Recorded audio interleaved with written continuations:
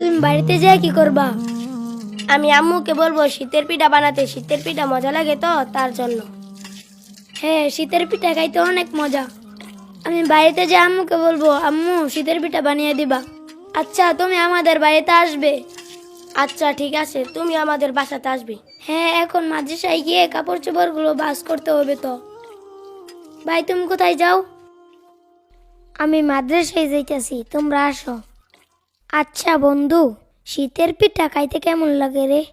বিরাট মজা। আমি তো ছুটির অপেক্ষায় রয়েছি। ছুটি দিলে বাড়িতে যাব। বাড়িতে গিয়ে আমার মাকে পিঠা বানাতে বলবো। আমার মা অনেক সুন্দর সুন্দর পিঠা বানাতে পারে।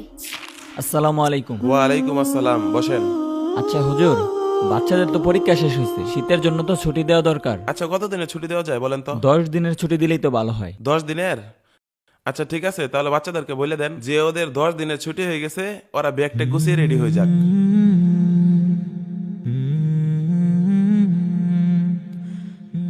এই বাচ্চারা, তোমাদের পরীক্ষা শেষ হয়েছে, শীতের জন্য 10 দিনের ছুটি দেওয়া হয়েছে। তোমরা সকালে ব্যাগ টেক গুছিয়ে বাড়ি চলে যাও। হ্যাঁ, বাড়িতে যাব।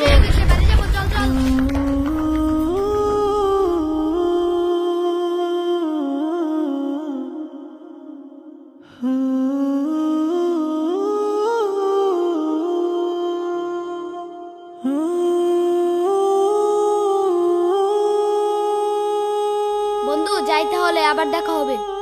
আচ্ছা, ভালোভাবে যাইস।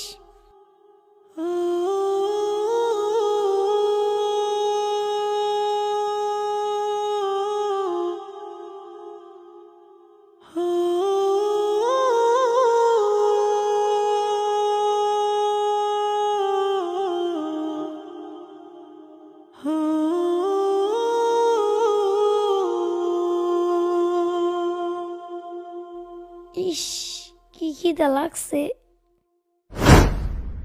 হামজালা, তুই এখানে কাজ করতে যাস, খাবি না? খাবো তো। খাওয়ার সময় পার হয়ে যেতেছে, কখন খাবি? আয়।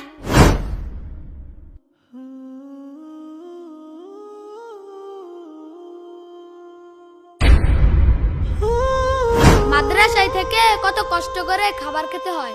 বাড়িতে গেলে আমার কোনো কষ্ট হয় না, আম্মু সবকিছু করে দেয়। আমি যেখানে থাকি আম্মু আমাকে ডেকে এনে খাওয়ায়।